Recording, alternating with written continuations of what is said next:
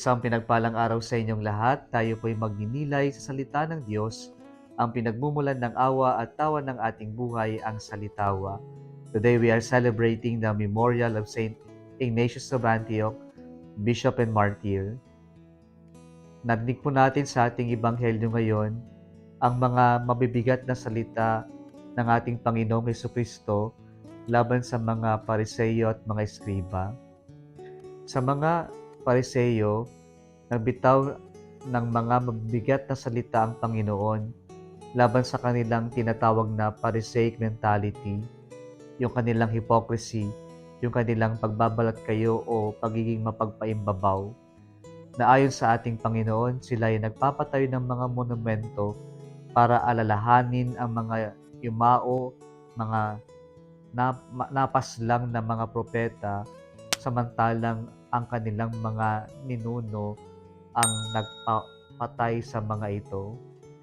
O sila rin po ay nagpapatayo ng mga monumento bilang tanda ng kanilang pagsisisi, ngunit ginagawa pa rin nila kung ano ang kasalanan ng kanilang mga ninuno, hindi sila marunong makinig.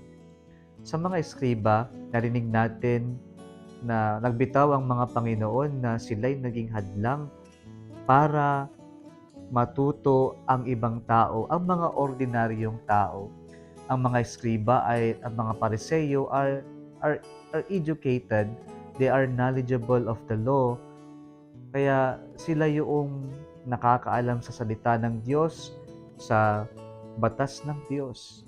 Pero sa kanilang pag-i-interpret ng batas ng Diyos, ginawa nila itong inaccessible sa mga ordinaryong tao.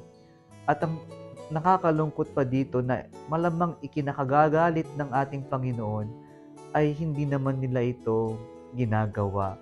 Hindi naman nila ito isinasabuhay. Mga kapatid, tinuturuan po tayo ng Panginoon na ng kahalagahan ng knowledge. Knowledge sa Kanya ay yung pag-ibig natin sa Diyos.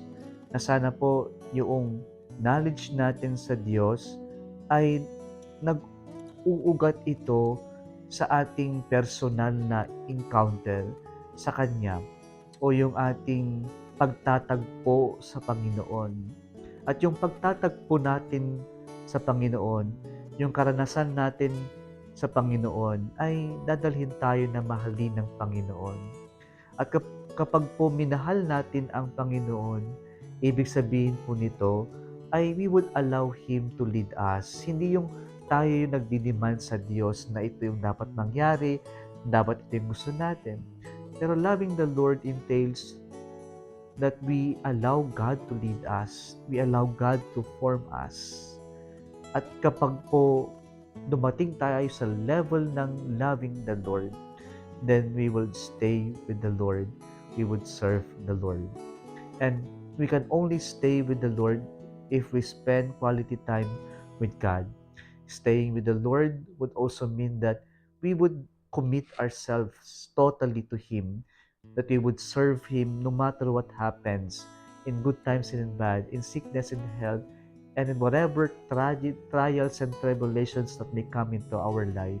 We are committed to stay with the Lord, to serve the Lord.